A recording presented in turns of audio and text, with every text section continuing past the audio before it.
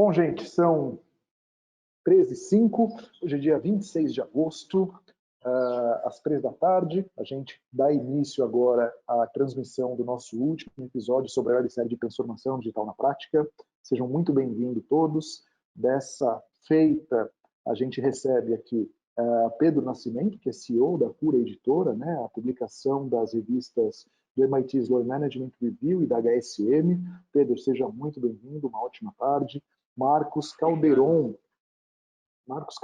aqui, o Head Global de Inovação Aberta da Vale.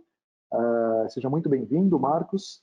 E queria que vocês se apresentassem um pouquinho, começando pelo Pedro. Pedro, boa tarde, seja muito bem-vindo. Obrigado, Ramés. Super prazer estar aqui com vocês. Esse é um tema... Na verdade, acho que todos os 12 temas, né, os 12 trabalhos são super interessantes, mas como compartilhei contigo, acho que esse tema, justamente, né, de como a gente colocar as coisas na prática, gera cadência, acelera, é algo que particularmente me interessa muito. Acho que não só pelo desafio intelectual de fazer isso, mas porque é isso que eu tento fazer todo santo dia, né? Empreendendo num setor tão desafiador. E aí, acho que uma boa forma de apresentar eu não sou do setor de publishing, eu resolvi empreender justamente por entender que esse setor requeria transformações.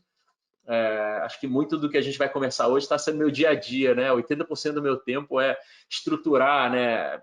Criar arcabouço para que a transformação digital aconteça na prática. Então, para mim é um prazer enorme estar aqui compartilhando esse assunto com vocês e fico super feliz com o convite. Obrigado, realmente.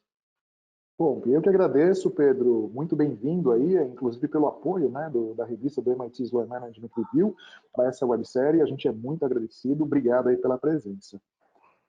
Marcos, por gentileza, se pudesse apresentar rapidinho.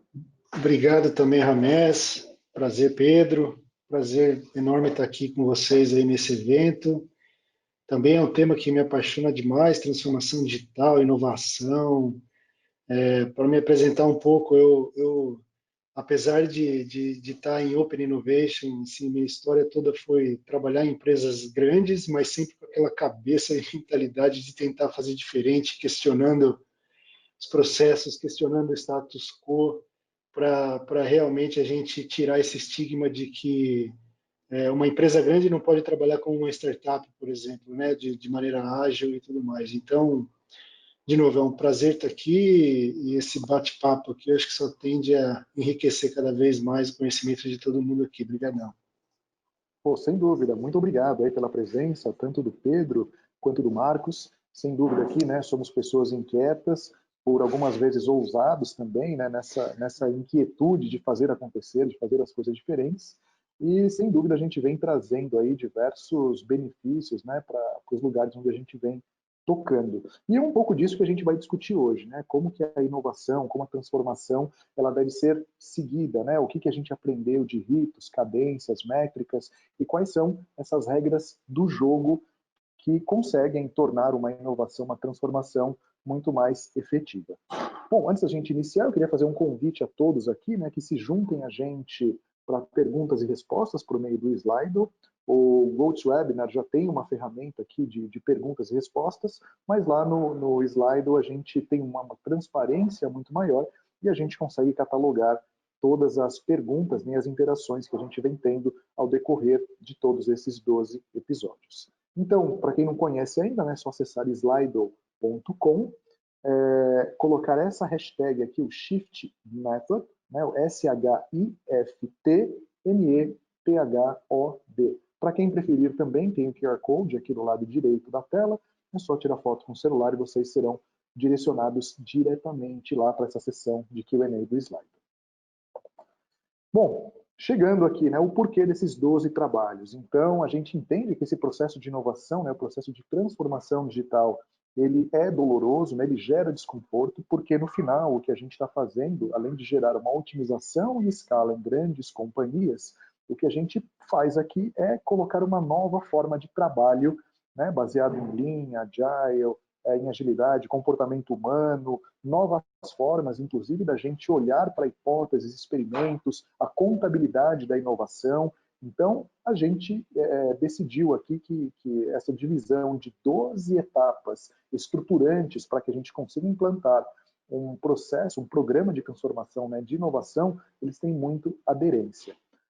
Os 12 trabalhos aqui, para quem lembra um pouco, né, é mais famoso sobre os 12 trabalhos de Hércules. Eu não vou entrar em detalhes aqui da mitologia, mas Hércules teve aí um grande problema e foram apresentados 12 trabalhos para que ele pudesse se redimir, né? Os 12 trabalhos de Hércules ou os trabalhos hercúleos. E a gente faz uma analogia com o processo de transformação, de inovação, né, dos desconfortos e das novas formas de atuar para geração de valor, como um trabalho hercúleo, né? Tanto Pedro Nascimento aqui, quanto o Marcos Calderon, sabem muito bem do que eu estou falando, né? A gente consegue, a gente gosta, mas fazer essas movimentações no mundo corporativo é mais complexo. Então a gente faz essa analogia com os 12 trabalhos de Hércules. Pô, a gente gosta de desafio, né? A gente gosta de fazer coisas diferentes, mas a gente sempre pensa, tem uma forma mais inteligente da gente seguir em frente? E por que uma forma mais inteligente, né? Aqui. É um baita desafio, a gente topa fazer, mas tem algum guia de boas práticas? E esse guia de boas práticas, que na verdade não é esse Shift Method, né? Ele não é uma cartilha, e sim um guia de boas práticas, então a gente precisa de um entendimento para conseguir segui-lo, mas ele surgiu, inclusive, pela razão da quantidade de buzzwords que a gente tem no mercado hoje. Então muita gente fala, olha, vamos aqui, hoje é o mundo VUCA, vamos pensar em Lean, olha a transformação digital, design thinking, e é possível até um compilado dessas buzzwords aqui, a gente fazer um pitch rápido. Então, como por exemplo, né, coisas que a gente costuma ver em alguns locais. Olha, para a gente aumentar a performance e o engajamento por meio de data-driven, a gente vai utilizar os serviços cognitivos da computação em nuvem para que a inteligência artificial consiga prover a inovação por meio de Lean, Agile, IoT e aprendizado de máquina. Isso sem esquecer a necessidade da gente utilizar a inteligência artificial para que a estratégia de analytics gere um impacto na indústria 4.0. Gente, eu falei isso daqui, ó, foi saindo. E alguns pitches que a gente vê no mercado é justamente isso, né? Mas ele não tem uma cadência, não tem um ritmo, não tem um aprendizado.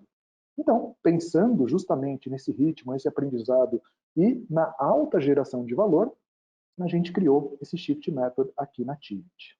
O propósito dele, né, é que a gente tenha dois momentos específicos. Um primeiro momento, que vai do item 1 ao item 6, que a gente faz o entendimento de todo o cenário e o contexto atual. E veja bem que não é uma validação, né, não é fazer um julgamento, e sim entender a situação que a gente tem. A gente define também o propósito e as causas raízes que hoje impedem esse propósito. Para depois a gente começar a construir as hipóteses, fazer com que essas hipóteses virem experimentos, a gente faz uma priorização, define uma jornada futura, integrando todos os serviços, sistemas, pessoas, fornecedores. A gente faz uma rodada também da contabilidade da inovação. Então, muitas vezes, né, quando a gente começa a inovação, eu não consigo ter os mesmos controles que eu tenho já em empresas estabelecidas. Olha, qual que vai ser o seu market share, qual que é o ROI, payback, break-even. Você fala, gente, eu não tenho. A gente tá começando com isso, né? O Calderon deve ter diversos exemplos, né? Ah, mas e o ROI? Fala, meu amigo, calma, né? Quais são as outras métricas que eu posso criar nesse momento, acompanhar nesse momento, para que depois eu comece a fazer o acompanhamento financeiro. E esse foi o penúltimo episódio. Chegamos hoje no gameplay, que é onde a gente vai falar sobre estabelecimento de ritos, cadências e alertas para que a gente tenha a tomada de ação. Bom, antes da gente começar aqui com a primeira pergunta, quero abrir com uma quote do Pierre Levy, que a gente vem trazendo aqui para todos os episódios, onde ele fala um pouco sobre a inteligência coletiva, né? A inteligência coletiva é a capacidade de um grupo de humanos engajar em uma cooperação intelectual para que possa criar, inovar e inventar.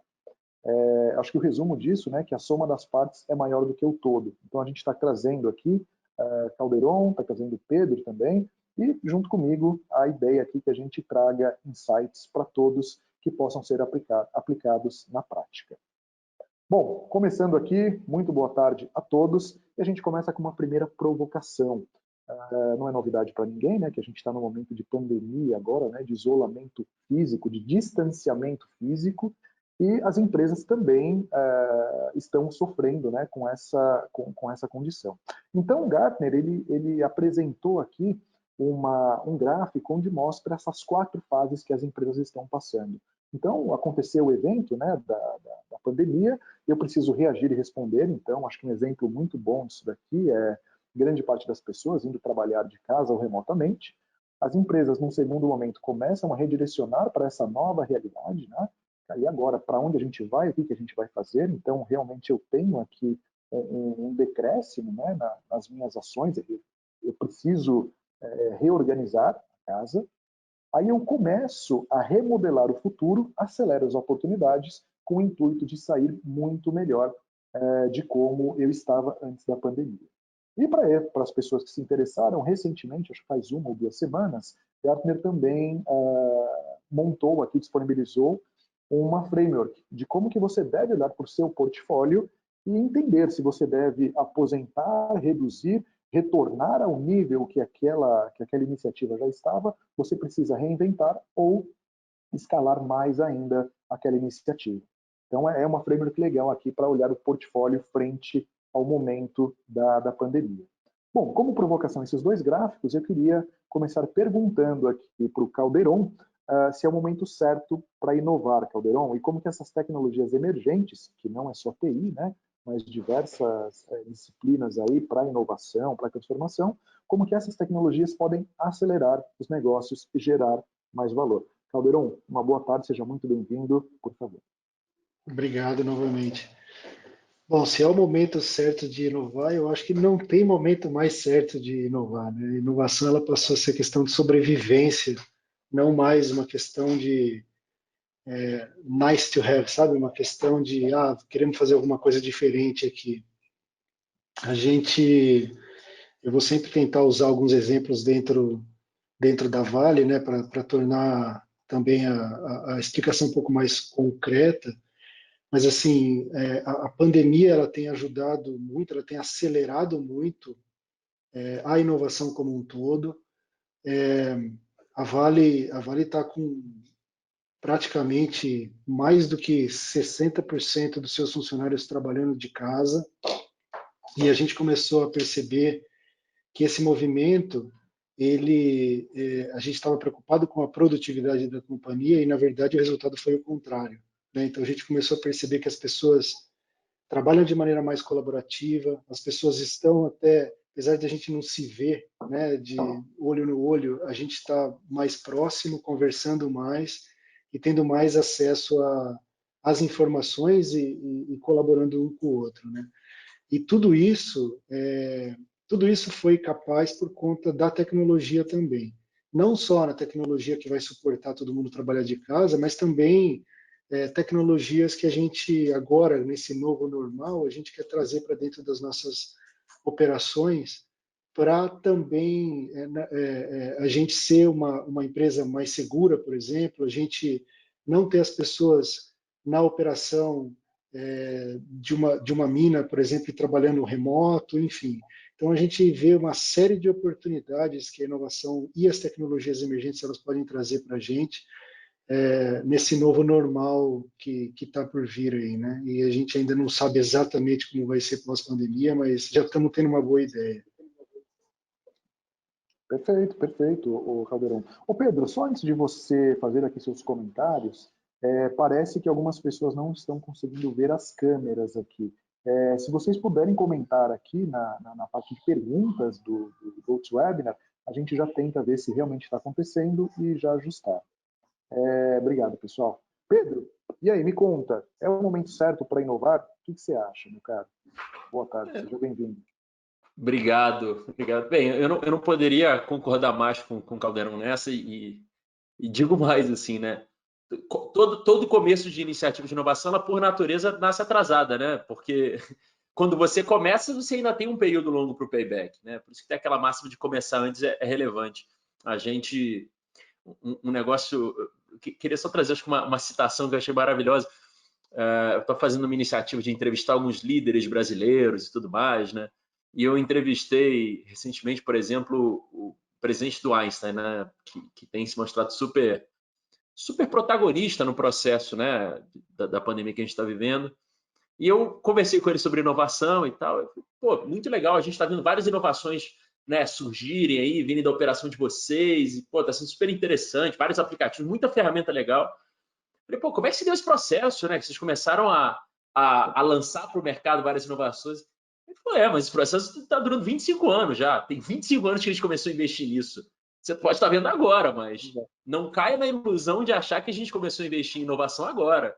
Né? Então, eu acho que tem um processo interessante acontecendo, né? Que muitas coisas naturalmente foram aceleradas pela pandemia, mas esse entendimento de que é importante criar formas de gerar valor, seja via aí, né, parceiro de startups para, de certa forma, plugar na lateral da empresa ou em pedaços da cadeia de valor, alguma coisa. Isso, na prática, sempre, né, sempre teve presente, sempre foi uma necessidade. Eu acho que talvez o que esteja acontecendo agora é que a gente está... O fogo, né, embaixo da gente esquentou mais, né? A gente começou a falar, caramba, não dá mais para adiar a discussão de inovação, não dá mais para adiar a discussão de inovação aberta, por exemplo, como o caso do Calderon, a discussão de relação com startups. A única diferença é que a discussão ficou inadiável, mas acho que ela sempre existiu e ela sempre foi necessária. Então, sim, hoje é um dia bom de começar a investir nisso, ontem foi um dia melhor e o dia anterior, sem dúvida, foi melhor ainda. Legal, sem dúvida, né? E a gente traz aprendizados e coleta aprendizados, inclusive, do mercado, né? Falam muito da Amazon, da Tesla, nesse período aí que teve um crescimento absurdo, né? Não falo nem da fortuna dos seus CEOs, mas principalmente da companhia como um todo. E a gente percebe que isso se dá devido à cultura. Os caras não começaram agora, né? Surgiu a pandemia, vamos inovar. Né? Tanto a Amazon quanto o Google, inclusive a gente estava conversando sobre isso recentemente, eles têm lá um cemitério de produtos, né? Então, diversas iniciativas que não tiveram uma aderência tão grande para o mercado e foi resolvido aposentar. E eu acho que é super importante, né, a gente sempre lembrar daquela máxima aqui, mais uma buzzword, né, que é o fail fast. Ótimo, a gente falha rápido, mas a gente tem que, no mínimo, falhar rápido e ter o aprendizado. Né? Eu falhei, mas eu aprendo rápido. Aí vem aquela máxima do learn fast. E esse aprendizado rápido, ele vai justamente ao encontro da gente conseguir criar produtos que tenham aderência, né? Que não tenham as mesmas falhas que aqueles que anteriormente foram aposentados. Bacana, muito bom. Bom, e gente, vocês sabem, né? Essa pergunta aqui, primeira, em todos os episódios que a gente vem rodando, é uma pergunta enviesada, porque todos nós aqui somos inquietos, entusiastas, e a gente tem como certeza que o momento certo de inovar é constante. Né? Como o Pedro comentou, hoje é bom, ontem foi melhor, antes de ontem, melhor ainda. Eu acho que isso resume. Exatamente. Bom, passando aqui para a próxima pergunta, que é como garantir o comprometimento executivo em iniciativas de inovação e quais ritos e cadências são recomendados. Calderon, você que está à frente aí da inovação aberta globalmente da Vale, como que conta para a gente um pouco dessa tua jornada e do segredo, né, da alta liderança topar a inovação, fazer a inovação, a transformação. Eu queria realmente ter a fórmula secreta e o segredo, né, para compartilhar com todo mundo. Já vou baixar um pouco a expectativa que não tem, né? Mas assim, é super importante. Assim, você não consegue dar nenhum passo diferente do tradicional, vamos dizer assim, se a alta liderança não está engajada. Isso aí acho que é até um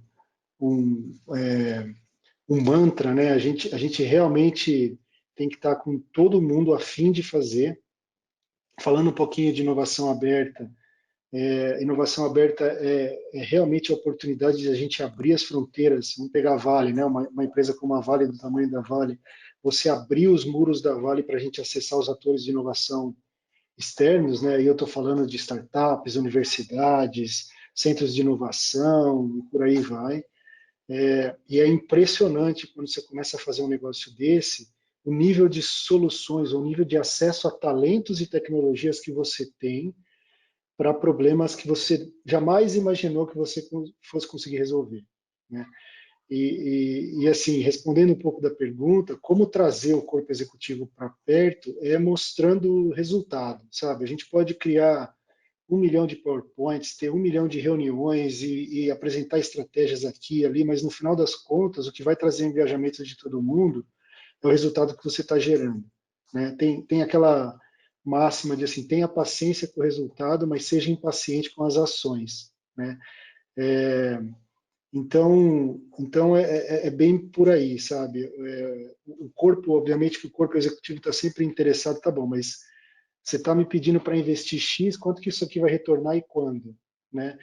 Você vai precisar de um time de tantas pessoas, quanto que isso aí vai retornar e quando, e assim vai. Mas, no final das contas, quando você começa realmente a mostrar que um approach diferente, um jeito de trabalhar diferente, sabe, um jeito de pensar diferente, a gente trabalhar de maneira menos hierárquica, né?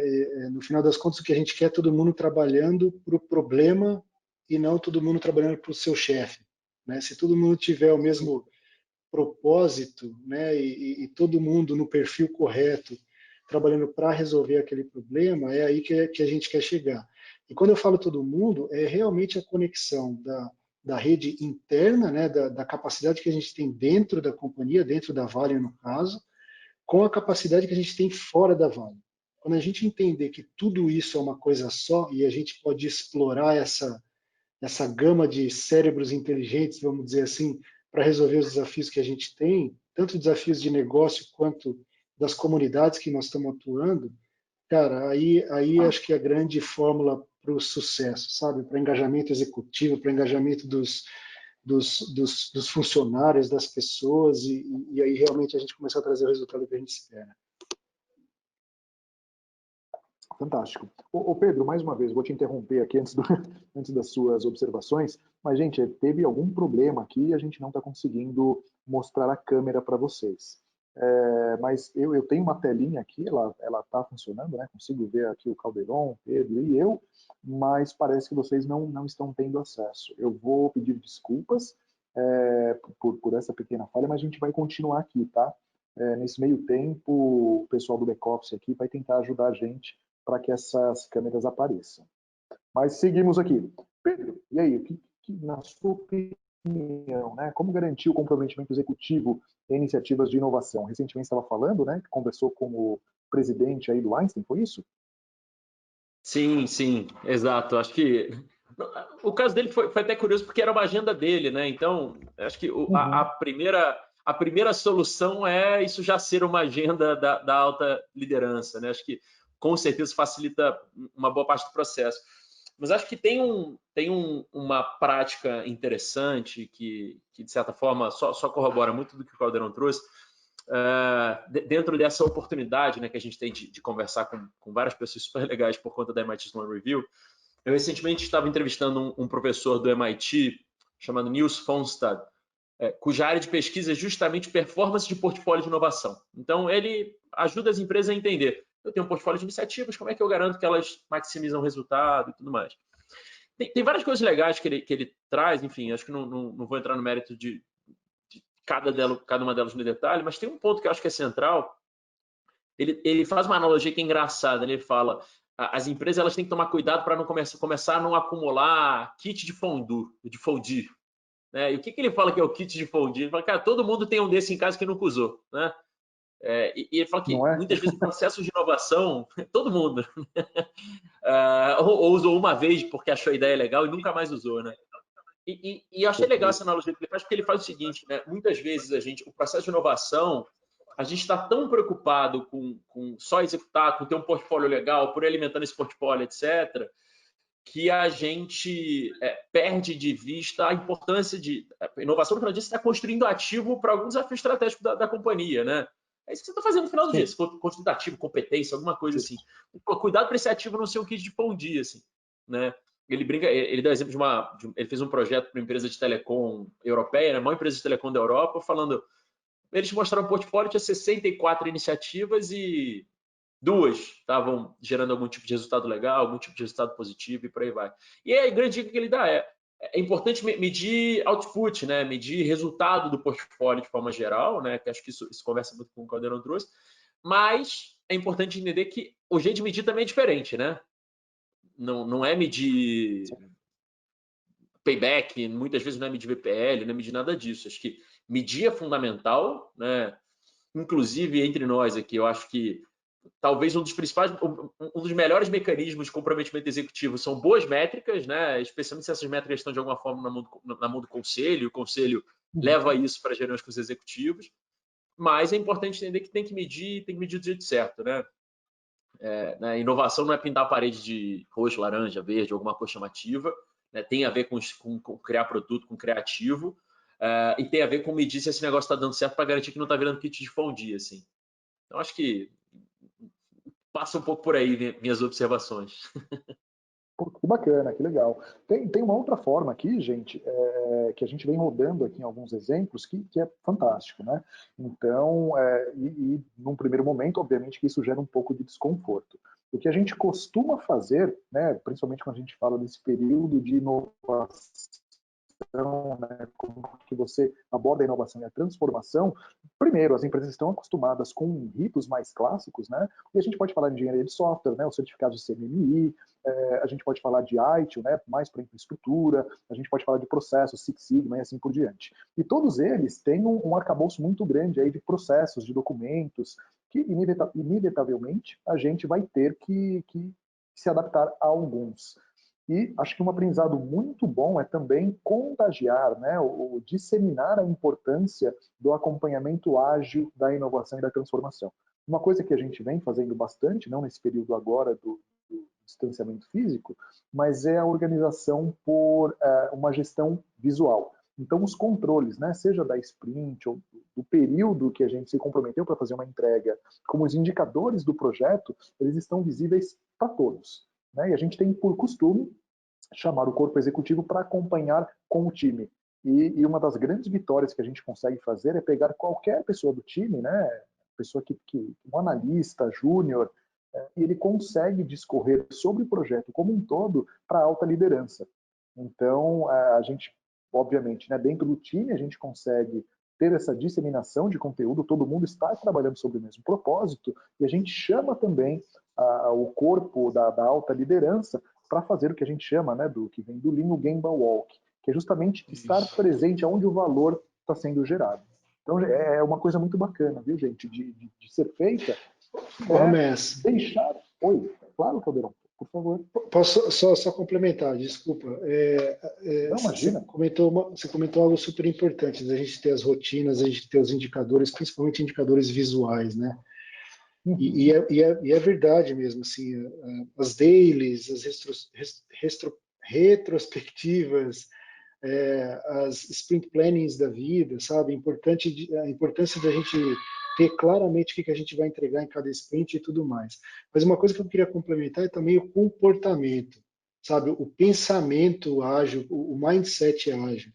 E uma das coisas que é super importante é assim, a habilidade do time de realmente entender aquilo que vai ser entregue, esse é o ponto número 1, e principalmente na frente de um executivo, e isso é algo que assim nas empresas tradicionais isso é super importante, o comportamento de não ter medo nenhum de trazer os principais blockers, né? de chegar lá na frente do executivo e falar de problema. Eu estou aqui para falar das coisas que não estão dando certo e eu preciso de ajuda, ao invés do contrário, né? Da gente usar as reuniões executivas só para passar o lindo e maravilhoso dos projetos. Perfeito, perfeito. E tem uma outra máxima, né, que a gente costuma levar, e aí como transformação cultural mesmo, que problemas são ouro. Porque assim, se tiver tudo funcionando super bem, você coloca numa linha de produção automatizada e 60%, 70% da força de trabalho não vai ter o que fazer, né? Então, assim, existem os problemas, existem as inovações, existem as otimizações. E as otimizações e a transformação e a inovação só existem porque a gente está olhando para os problemas. E é fantástico, né? Quando você fala de colocar o corpo executivo no jogo, é justamente isso. Olha, você está participando porque você pode ajudar. Se você não pode ajudar, não faz muito sentido a gente estar tratando aqui desse objetivo. Né? E mais uma vez, isso acaba gerando alguns tipos de desconfortos, existem formas da gente engajar esse corpo executivo, mas é super importante que cada pessoa saiba exatamente o que é esperado dela dentro desse projeto. Muito bacana. Vamos seguir aqui, gente. Tá? O papo tá bacana. Bom, vamos aqui para o nosso terceiro tema. Quais são os benefícios e dificuldades de fazer a transformação e inovação para dentro de casa e para fora de casa? Essa aqui acho que vale super a pena a gente começar com o Caldeirão, né? Falando um pouco aí sobre inovação aberta na Vale globalmente. Caldeirão, como que funciona isso na prática, de verdade, né? Sem muitos livros, sem muitos estudos. Esquece os artigos, né? São todos muito importantes, mas assim, na prática a coisa é bem interessante, né? Os benefícios acho que eu já comentei bastante aqui, da gente realmente abrir as fronteiras e aumentar a capacidade da empresa como um todo, né, para resolver os desafios que a gente tem. A Vale, com relação à inovação aberta, a Vale está muito forte também na questão de gerar progresso social. Então, o que a gente quer é não só, obviamente, resolver os desafios que a gente tem na companhia como um todo, mas também o que a gente fala de ser o acelerador do ecossistema, né? A gente entende que tem um monte de empreendedores, startups, pesquisadores que realmente precisam de um apoio, principalmente nos early stages, né? Naquela fase antes do vale da morte das startups. Tem coisa boa que está morrendo e a gente quer ser contribuinte de tudo isso para que o ecossistema de inovação como um todo ele se mantenha e os bons eles tenham condições de continuar, né? Então tem vários benefícios e dificuldades, cara, assim, um monte também, né? Pega uma empresa, né, cheia de processos, né? A Vale, obviamente, ela é uma empresa já bem robusta há muitos anos, que tem os seus processos, mas assim, você lidar com uma startup, né? Exemplo, né? Um processo de RH, o processo de suprimentos, o processo jurídico, para você contratar uma startup é um outro monstro, sabe? É uma outra coisa. Então tem uma dificuldade de ainda a gente entender que a lidar com uma startup ela requer uma velocidade um pouco diferente do que o método tradicional.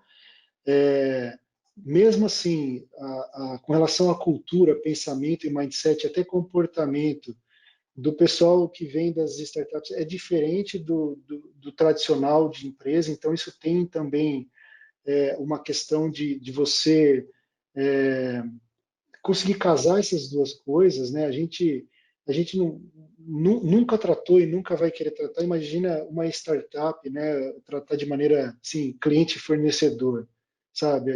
Se a gente fizer isso, você acaba matando o empreendedor, você acaba, ao invés de se posicionar como acelerador de ecossistema que eu estou falando, a gente vai acabar, sabe, destruindo o ecossistema e não é isso que a gente quer. Então, além de dificuldades assim clássicas, né? Realmente de o pessoal entender que às vezes o resultado você tem que ter um pouco mais de paciência, é uma jornada, né? Não é uma coisa que você vira da noite para o dia. Então, você trabalhar com inovação, é óbvio que você tem que ter os seus quick wins, você tem que ter os seus resultados para serem entregues em médio e curto prazo, mas assim, tudo isso é um investimento para daqui a 10, 20 anos você realmente transformar a maneira que a sua empresa trabalha, né? E, de novo, conforme eu falei lá no começo, para mim isso é uma questão de sobrevivência, não é uma questão de, é legal fazer, né? Nós estamos surfando na onda de inovação, portanto, a gente quer trabalhar com startups, a gente quer ter hubs de colaboração internos e externos e assim vai. Não, isso é uma questão de sobrevivência, porque a nova geração que está vindo já não trabalha mais no método que, sabe, muitas empresas tradicionais estão acostumadas. Então, mais ou menos por aí. Não sei se eu falei demais aí. Correto. Não, não, acho que são observações ótimas, né? Na prática, eu já vi alguns casos aí, como por exemplo, uma grande empresa chega para a startup e fala, ó, eu vou te pagar daqui 90 dias. E o cara quebrou, o cara não tem caixa para segurar aquilo, né? Então esse é um dos exemplos aí que é normal no mercado, né? 90 dias, 120 dias até o pagamento depois da emissão da nota. É um fluxo financeiro já estabelecido, o que não funciona quando a gente fala de startups. Eu acho que tem outro ponto aí que você comentou também, o Caldeirão, que eu acho incrível, né? Que é esse processo da transformação, né? Não é um projeto, né? Ele não vai ter início, meio e fim. Você só inicia. Você só começa a trabalhar de uma outra forma. Ah, mas eu vou mudar quando? Você não vai mudar mais. Você vai aprender a olhar para o mercado e reagir da forma mais rápida possível, né? Você vai se adaptar muito rápido. Então, quando a gente fala da inovação, da transformação, eu acho que a gente está falando muito disso, né? Como que eu aumento a minha capacidade de aprendizado e adaptação ao que está aconteceram numa velocidade muito maior no mercado. Pedro, se quiser falar um pouquinho, super à vontade, meu cara, por favor. Acho que tem um dos pontos que o Caldeirão trouxe que eu acho mais interessante, né? E isso eu posso falar, acho que eu naturalmente não ocupo a cadeira da grande empresa, mas eu ocupo a cadeira da startup, né? De empreendedor e de estar empreendendo aí meu quinto negócio. Uma coisa que eu posso falar sem dúvida é fundamental que as regras sejam diferentes, né? Nossa, acho que esse é um dos pontos mais importantes que o Caldeirão trouxe, assim, e entender que você está falando de outro bicho, né? Eu lembro que logo que a gente, né, a própria Cura, né, a própria editora que a gente fundou, né, ao fechar essa parceria com a MIT Sloan Review, eu lembro que os primeiros projetos que eu comecei a fechar junto com empresas grandes, para, enfim, produção de conteúdo, etc. Eu lembro que na hora de passar pela, que eu carinhosamente chamo de via crucis de compras, né, que sempre é uma via crucis, né, sempre é um negócio meio desesperador. Eu lembro que me pediram um documento, não, eu preciso do seu balanço do último ano. Eu falei, meu amigo, a gente acabou de fundar, eu não tenho balanço do último ano, né? Tem menos de um ano na operação. Anos. Eu falei, cara, não dá, né? E eu lembro que eu tive uma conversa muito interessante, inclusive, com um amigo, né, que trabalha numa grande empresa, sobre isso. E uma coisa que eu falei e eu entendo, né? É engraçado que acho que todo mundo já sentiu um pouco de. Todo mundo que trabalha em startup já sentiu um pouco de raiva da área de vendas, né? E nada contra a área de compras, né? E nada contra a área de compras, sem dúvida nenhuma. Até porque eu entendo, né? Eu falo isso muito pro meu time. Quando chove aquela enxurrada de documentos, de regras, de planilhas para preencher, eu falo, ó, isso é importante porque a empresa tem que minimizar o risco dela, né? Ainda mais se você está trazendo uma startup, por exemplo, para um processo crítico, para alguma coisa que tem muito a ver com continuidade do negócio, pô, óbvio que você tem que garantir e minimizar o risco da organização. Mas aí uma coisa que eu sempre falo talvez o jeito de minimizar o risco tem que mudar, né? Às vezes não é na entrada, né? Às vezes não é nos critérios de contratação, às vezes é depois, é ter um acompanhamento próximo, é ter lá uma reunião mensal, né? Mas acho que o mais importante talvez é entender isso. É um bicho diferente, né? Se é um bicho diferente, se tratar pagamento do mesmo jeito, se tratar documentação do mesmo jeito e tal, eu acho que você acaba perdendo muita oportunidade, né? Às vezes eu já deixei de fazer projetos com organizações em outros contextos, simplesmente porque não passava pelo processo de compras. Eu falei, oh, mas eu quero, você quer, como assim, né? E não podia acontecer, né? Então, acho Eu que esse acho que é ponto uma do Caldeirão é bem legal. questão. Eu acho que é uma questão de achar um equilíbrio também. E é que nem você comentou, né, Pedro? Tem um porquê desses processos todos, né? Não é, Sim. ninguém quer burocratizar porque acha legal burocratizar. Lógico, tem uma marca para zelar, tem um negócio por trás. Aí eu estou falando do ponto de vista da empresa grande, né? Tem um negócio por trás, enfim. Mas tem jeitos criativos, sim, da gente encontrar um equilíbrio, né? Esse que é o grande ponto. E aí, se a gente não se adequar e não entender que o mundo VUCA aí, né, que o mundo está mudando, a gente, né, eu estou usando muito isso fortemente, né, de novo, uma questão de sobrevivência, né, uma questão de sobrevivência. E o exemplo do processo de compras é um exemplo, né, tem a questão da cultura que eu comentei, que a gente cada vez mais vai ter gente com cérebros diferentes trabalhando entre a gente, com a mentalidade mais empreendedora do que tinha antes, né? Aquela mentalidade de, olha, o meu sonho é trabalhar numa empresa única para o resto da minha vida, cada vez mais tá acabando isso, sabe? Então, as grandes empresas, né? E nós estamos pensando isso muito forte dentro da Vale, a gente tem um programa de transformação cultural também muito forte, por entender que tudo isso é super importante. Então, as grandes empresas, elas estão se adequando, sim, estão se preparando, vamos dizer assim, a essa nova geração que está vindo, já está, na verdade, né? Essa nova geração que já está entre a gente aí. E aí, cara, tem um monte de coisas legais aí, Rames. Se eu fosse falar tudo que nós estamos pensando e fazendo aqui, eu acho que acaba com o tempo que a gente tem, mas conforme for a oportunidade surgir aí, eu vou comentando um pouco mais dos exemplos que a gente tem. Pô, que legal, bacana. E é curioso, né, a gente falar sobre essa burocracia, sobre esse conflito de modelos, né? Há um tempo atrás eu li lá, li umas 3, 4 vezes, né, o Tribal Leadership. E ele fala, né, dos níveis de liderança, como você se comunica com audiências diferentes, né, como que você representa um todo, como que você... e assim por diante. E uma coisa muito interessante que a gente teve a oportunidade já de aplicar em alguns projetos é exercer a confiança do nível 4. Então, assim, a pessoa não ganha a confiança. A partir do momento que ela não precisa nutrir, né, para ganhar a confiança. A partir do momento que ela entra numa jornada em conjunto, a confiança é dada. Então, assim, você não precisa se provar. Então, por exemplo, Pedro, um desenvolvedor .NET de tal lá, está dentro do time, a responsabilidade é sua e nós confiamos de partida em você. É muito interessante quando você olha para o comportamento humano que isso gera um senso de unidade, um senso de integração do time, onde cada um vai ser responsável pelo todo, mas focado naquela disciplina onde a pessoa mais pode colaborar. É um exercício aí para a gente tentar seguir por algum esquema de holacracia, mas esse já é um exercício muito bacana, né? Fazer com que as pessoas desempenhem seus papéis de acordo com as capacidades dela e dar a confiança de partida, né? Não esperar que em algum momento essa confiança surja como se fosse mágica. Então, eu acho que é um comentário bacana, né? Se a gente extrapola para a relação de CNPJs, que no final são CPFs, cara, nós temos o mesmo objetivo, como o Pedro comentou, né? Nós estamos buscando a mesma coisa. Como que a gente pode aí fazer uma integração desses processos mais antagônicos? E é impressionante, assim, se me permitir só mais um comentário rápido. Por favor. Quando você comentou a palavra, você falou da palavra propósito, né? Impressionante quando todo mundo tem o mesmo propósito, como a coisa sai de maneira muito mais colaborativa e com muito mais qualidade, né?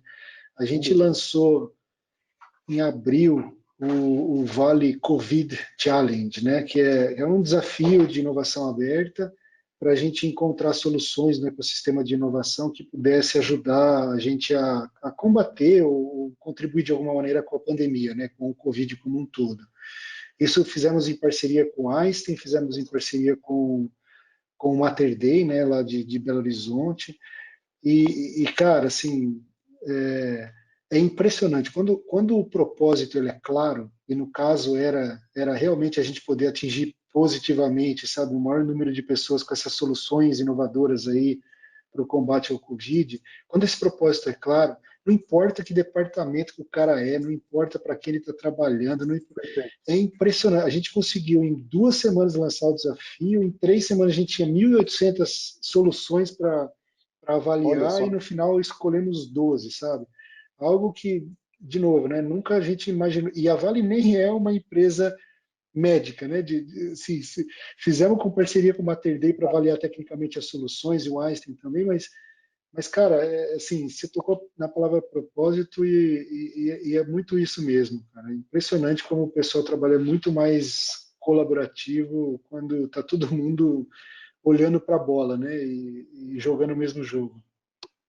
Eu estava recentemente aqui, Pedro, é rapidinho, mas eu estava recentemente vendo um vídeo aqui, um TED Talk, eu posso até resgatar depois, compartilho com vocês, mas uma coisa me pegou muito, né, quando fala da inovação, quando fala dessa questão do propósito, né, e ele fala, don't look for money, look for meaning. E a questão é, cara, ó, não vai atrás do dinheiro, vai atrás do significado. Se todo mundo estiver conectado com o mesmo significado, com o mesmo propósito, o dinheiro vem a reboque. Né? Então, acho que corrobora muito com o que você falou. Quando existe esse senso de unidade, as pessoas fazem o seu melhor. Né? Elas realmente se conectam com aquele objetivo. E a gente deixa de ter aquela questão da hierarquia. Eu estou fazendo porque o chefe mandou. Mas você acredita? Você acha que faz bem? Não sei, eu estou fazendo o meu trabalho. Esse é o pior tipo de coisa, né? De ter pessoas assim no time. Obviamente que todo mundo segue um propósito, né? Uma visão, um objetivo muito claro, e o que a gente espera é que todos nós nos conectemos a esse grande objetivo. Pedro, você ia falar? Desculpa. Só corroborar, acho que o que vocês trouxeram, inclusive, Ramés, esse exemplo que você trouxe é legal. Uma peculiaridade que eu acho que talvez, eu acho que eu nem compartilhei isso contigo, Ramés, mas a gente, né, a Cura Editora, ela faz parte de uma holding, né, de negócios que eu cofundei há 5 anos atrás, E aos 4 anos atrás eu juntei os meus sócios e falei, ó, galera, eu quero que a gente não mande mais em nada, né? E eu quero criar mecanismos para a gente não precisar mais mandar em ninguém. E a gente fez um processo de transição e hoje a gente, de fato, opera sem hierarquia formal, né? Você falou de holacracia, a gente se inspira muito na holacracia. Na verdade, a gente é baseado num negócio chamado sociocracia 3.0, enfim, que bebe do ágil e tal. Mas a gente opera sem hierarquia formal. Eu não mando mais que ninguém, né? O fato de eu ter meu nome no contrato social não tem nenhuma influência sobre tomada de decisão. E aí tem 2 grandes aprendizados que acho que eles conversam muito com isso que vocês trouxeram, que acho que são legais. Assim, o primeiro, nossa, concordo 100%, né? Se as pessoas estão conectadas com um propósito forte, ela não precisa de alguém mexendo o saco dela ou atrás do ombro dela falando que ela tem que fazer. Ela faz porque ela entende que aquilo é relevante, que aquilo existe por uma razão maior. E quando a gente fala de confiança, né, a gente, justamente para a gente não ter hierarquia, eu costumo dizer que confiança é o recurso-chave do nosso modelo de gestão, né? Em inglês eu diria que é o default trust, né? Tipo, confiança é um padrão, né? Tem uns casos curiosos, né? Na nossa empresa, ninguém confere reembolso. Se você pedir reembolso, a gente parte do pressuposto que está certo, né? A gente sabe que você não vai sacanear ninguém pedindo reembolso de mais do que você precisaria. E isso parte de isso tem mecanismo, né, para considerar. E o mecanismo é muito simples. Como é que eu crio bons contornos, né? Que tem inclusive, acho que um pouco a ver, até talvez com a nossa próxima pergunta, eu possa me adiantando. Como é que eu crio bons contornos? Porque se eu chego para uma pessoa e falo, olha só, tá aqui o propósito, faz o que você quiser, a maioria das pessoas ou não sabe utilizar essa independência, porque provavelmente vai assumir riscos desmedidos. Na verdade, a gente pressupõe isso, né? A gente pressupõe que as pessoas vão assumir riscos desmedidos, mas a verdade não é nem essa. A verdade é que a maioria das pessoas acaba se apequenando nessas situações. Se uma pessoa fala, tá aqui o propósito, muda o mundo aí, se vira, a maioria das pessoas se congela, né? Você não sabe nem por onde começar, como se mexer. Então, acho que 2 aprendizados que a gente teve legais sobre isso tem a ver com o propósito, mas tem a ver com também dar condições de contorno. Pô, é isso que eu espero de você, mas tá aqui todos os recursos, todas as estruturas, tudo que você pode precisar para alcançar esse propósito. Estou aqui para te ajudar como um líder, coach, mentor, etc. Mas acho que criar essas condições de contorno é poderosíssimo, assim, porque aí você abre espaço para confiança de verdade, né? Eu sei que dentro disso tá ok, o que você fizer tá alinhado, você não precisa nem validar, enfim. Isso foi um aprendizado bem útil que a gente teve. Sem dúvida. É uma jornada, mais uma vez, gente, não é fácil, tá? Não é de um dia para o outro. Segunda-feira agora eu já faço tudo diferente. É um processo, né? E lembrando do Shift Method, é um processo de aprendizado que tende a nos guiar a isso, aos exemplos aqui, né? Que tanto o Calderon quanto o Pedro aqui falaram. Vamos lá, gente, vamos lá que o tempo está correndo. Para a próxima pergunta, eu trouxe alguns exemplos aqui, gente, de nudge, de teoria de nudge, né, que é justamente um empurrão. Na prática, o que é isso daqui? É como que você pode colocar gatilhos positivos, né, para que as pessoas desempenhem alguma função ou pensem de uma determinada forma que não foi dita de forma afirmativa, né, que não foi mandado. Olha, faça isso. O primeiro exemplo aqui que eu acho fantástico, né? Sabe aquela mosquinha? Os homens daqui já devem ter visto em aeroporto, em alguns locais. Tem uma mosquinha que fica no mictório. Então, essa mosquinha tem como intuito fazer com que o xixi seja feito dentro ali do mictório. Eu não sei exatamente como que eles chegaram nessa proporção, né? Mas apenas como exemplo, teve uma redução de 80% nos respingos fora do vaso com essa mosquinha. Um outro exemplo aqui, em vez de ter as marcações da escada rolante só nas laterais, a gente acaba tendo outras marcações que fazem com que as pessoas entendam que, olha, do lado direito você fica parado, do lado esquerdo você anda. Um outro exemplo aqui do lado direito, ao invés de você subir ou descer a escada rolante, por que você não vai pela escada que ela faz um barulho, né? É divertido, é legal. A Nike aqui, para incentivar com que as pessoas joguem o lixo no lixo, colocou uma cesta de basquete bem próxima. E por último, um exemplo aqui como que é o nome, gente? Da World blá blá blá, Forum. Bom, World Wildlife Fund. O Wildlife Fund é a WWF, né? Isso, do panda, né? Tem aqui, ó, a imagem do panda. Então, o que eles fizeram aqui, né? Colocaram uma camada aqui transparente, onde, conforme você vai tirando os papéis, você vai vendo, né, fazendo uma analogia com desmatamento, nesse caso aqui na América do Sul. Então, são comportamentos, muitas vezes, são ações que você faz para induzir um tipo de comportamento ou causar um tipo de awareness. Pensando nisso, Pedro, a utilização de práticas como nudge e framing effect está muito mais relacionado à experiência, né, a desenho de produtos, como que essas práticas podem ser aplicadas, de quais formas para garantir a aderência da inovação e transformação. Ou seja, como que eu posso aplicar o nudge para que as pessoas comecem a inovar, como que elas se sintam mais confortáveis em adentrar a esse mundo novo. Legal. Eu particularmente sou apaixonado por economia comportamental, que é, né, aí a origem dos nudges. E uma das coisas que eu acho mais interessante, né, tem uma questão filosófica por trás do nudge, da economia comportamental, que diz o seguinte, né, como é que eu consigo influenciar positivamente o comportamento das pessoas, mas entendendo que a decisão final é delas, né? Então, eu acho essa definição maravilhosa, porque o nudge nada mais é que, ninguém está sendo obrigado a atingir a mosquinha, ou ninguém está sendo obrigado a jogar um negócio na tabela ali da Nike, mas acho que isso influencia certos comportamentos positivos. E eu acho que todo esse processo de transformação que a gente está passando, ele exige certos comportamentos das pessoas, né? E uma coisa que eu sempre penso né, e eu tenho feito isso muito no dia a dia, como é que eu consigo criar esses empurrões para incentivar comportamentos nas pessoas, né? E tem alguns exemplos que eles são muito simples, mas eles têm feito toda a diferença, né? Então, por exemplo, a gente comentou no começo da nossa conversa sobre a importância dos indicadores, das métricas e tudo mais para a gente conseguir, né, ter uma performance de inovação melhor. Nas reuniões do meu time, só para dar um exemplo, a gente criou lá alguns dashboards, né, algumas ferramentas de visualização de dados, e a gente criou uma regra. Toda reunião, a gente só faz a reunião com o dashboard aberto, né? Página compartilhada, que nem essa aqui que a gente está tendo, a gente tem lá sempre, a gente usa uma ferramenta, sempre você vê a carinha lá de todo mundo do time, mas sempre tem uma tela com o dado que a gente está discutindo, né? Então, a gente sempre faz questão de ter as reuniões sempre baseadas em alguns dados. E é muito curioso perceber, né, que a gente está sempre falando, a empresa tem que ser data-driven, a empresa tem que ser data-driven. Em vez de ficar tentando forçar a barra das pessoas começarem a usar dados, não foi nada disso. Foi, cara, galera, a parada é a seguinte, a gente vai começar a ter reunião olhando para essa tela. Na primeira vez, todo mundo achou estranho. Na segunda vez, todo mundo achou estranho. Na 10ª vez, cara, hoje a gente tem uma cultura totalmente orientada a dados. Assim, a galera, né, toda a decisão que a gente toma é uma decisão sempre baseada em algum tipo de dado, de informação. E a coisa que a gente fez não foi tentar forçar ninguém a nada. Foi simplesmente, você vai estar sempre olhando para os números na hora que você estiver conversando sobre os resultados da organização. Isso acabou induzindo o comportamento nas pessoas, né? Outro exemplo legal, a gente começou a implementar OKRs, né? Aquela ferramenta de gestão de performance, enfim.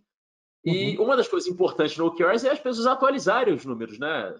Tem muitos dos números do OKRs você não consegue puxar automaticamente, as pessoas têm que ir lá e autodeclarar. A gente falou, as pessoas não estão atualizando com tanta frequência. O que a gente fez? Mais um nudge legal. Toda vez que uma pessoa atualiza o seu OKR na nossa ferramenta, a gente manda essa atualização no Slack do grupo. Então, pessoal, fulano atualizou o número, está X% perto da meta e tal. E virou uma forma de celebrar. Então, toda vez que alguém atualiza o OKR, aparece lá no Slack, todo mundo celebra. Parabéns, tal, que legal. Então, assim, em nenhum momento a gente falou, se você não atualizar os OKRs, você vai ser demitido. Mas isso induziu um comportamento super legal, né? Todo mundo quer ser a pessoa que vai receber lá a mensagenzinha e, de certa forma, isso vai gerar uma celebração. Exato. Então, uma coisa que a gente percebe é que vários dos mecanismos de mudança de comportamento que a gente desenvolve enquanto líderes, né, para transformar a organização, eles têm menos a ver com criar novas regras, novos processos, novas políticas, etc., e mais com criar novos incentivos sociais até, acho que são incentivos sociais, que induzem certos comportamentos. Tipo, se você fizer isso, todo mundo vai ficar sabendo, na hora de fazer a reunião, a gente vai estar olhando para isso, sabe? São coisas que, novamente, não obrigaram ninguém a nada, mas mudaram o comportamento e mudaram de forma até relativamente rápida. Porque as pessoas se acostumam, né? Às vezes, quando a gente tenta forçar a barra em algum processo, alguma estrutura, você tem uma resistência natural, né? O legal do nudge, né? Esses exemplos que você trouxe na tela foram muito bons, inclusive, mas isso foi natural. As pessoas escolheram começar a usar, as pessoas escolheram gastar menos papel, escolheram subir a escada sem ser rolante, enfim. Vira um processo de escolha, né? E aí a implementação desses comportamentos fica mais natural, de certa forma. Pô, que legal. Eu acho que as rotinas ágeis, como um todo, elas já são os nudges, né? Assim, olhar para o Kanban, a questão do comportamento que eu falei, da gente sabe, isso aqui é um safe environment, é um ambiente seguro, né? Tudo bem a gente Sim. falar de problema aqui, e aí era que a gente começa a usar visualmente mais o vermelho do que o verde nas reuniões, você já está meio que mostrando isso para todo mundo que tá bom, nós estamos aqui para falar dos vermelhos, viu? A gente está aqui para resolver problema, né? Eu já vi, por exemplo, pessoas não, até departamentos, cara, de cada progresso ou cada blocker que eles removem das suas sprints, você estoura balão, sabe? Cada um tem o balão cheio nas células, tal. Eu removi um blocker, eu vou lá e estouro um balão. Então, isso também é uma forma de mostrar progresso para todo mundo, enfim. Eu acho que as rotinas como um todo, elas já são bem o que você está mostrando aí, a Ramés e que o Pedro está falando. Pô, legal, o Caldeirão, legal, Pedro. O que me lembrou do comentário aqui que vocês fizeram é aquela pirâmide invertida de John Shook. John Shook é um papa do Lean, enfim, né, tem muito material bacana aí, né, sobre o TPS. E a pirâmide invertida dele fala como que você muda a cultura, e é muito próximo do que desse aprendizado empírico aí que o Pedro apresentou para a gente. Então, qual que é a questão, né? Ele tem uma pirâmide, e tem a versão clássica, onde você tem a cultura, essa cultura da empresa vai permear valores e atitudes, e essas valores e atitudes vai definir o que as pessoas fazem, como elas trabalham. A proposta de John Shook é inverter essa pirâmide, né? Então, no modelo ágil, né, nesse modelo digital, você começa mudando o que as pessoas fazem. A partir do momento que você muda o que as pessoas fazem, como elas se comportam no dia a dia, os valores e atitudes vão mudando e, consequentemente, você tem uma mudança na cultura. Então, como o Pedro comentou aqui, a gente começou a olhar para gráfico na reunião. A gente começou, como o Pedro falou aqui, ou como o Caldeirão falou, as pessoas estouram balões. As pessoas começam a se contagiar com aquilo e, de repente, a cultura da empresa ela muda por uma versão mais ágil, mais otimizada. Então, gente, isso acontece de verdade, tá? É muito mais rápido, muito mais prático a gente mudar as percepções daquilo que a gente faz, são mudanças pequenas e pontuais, aquilo vai realmente contagiando as pessoas. Pessoal, passamos aqui um pouquinho do horário. Eu tenho, na verdade, uma pergunta aqui que veio tanto no slide, né, quanto aqui no chat. Eu queria só que a gente falasse um pouquinho dessa pergunta. Pessoal, vamos levar mais uns 3 minutinhos aqui no máximo, a gente já vai encerrar. Mas queria deixar aberto aqui, tanto para o Pedro quanto para o Caldeirão. Uma pergunta aqui do Ulisses. Qual a maior dificuldade em inovar com colaboradores dentro de casa, sendo que às vezes nem todos estão no mesmo ritmo? Como gestor, o que vocês fazem para trazer todos para a mesma realidade? Eu tenho uma respostinha aqui, mas por favor, Pedro, Caldeirão, se alguém quiser começar. Vai lá, Pedro, vai lá. Não, vai lá.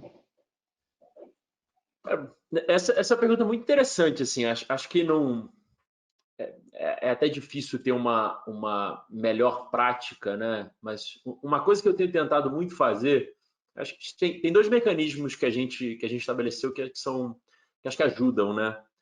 Na verdade, três, né? A primeira coisa que particularmente tem me ajudado muito, né, no engajamento das pessoas é essa prática que a gente criou de estar sempre discutindo os números e tudo mais. Ela tem sido muito relevante porque ajuda as pessoas a ter a visão mais sistêmica, né? Então, só para ter um exemplo que é muito curioso, né? Toda segunda-feira eu tenho uma reunião com o meu time e a gente discute todos os principais números da organização, né? E óbvio, cada time tem sua reunião onde eles discutem os números no detalhe, mas toda segunda a gente está lá falando dos números que valem para todo mundo, né?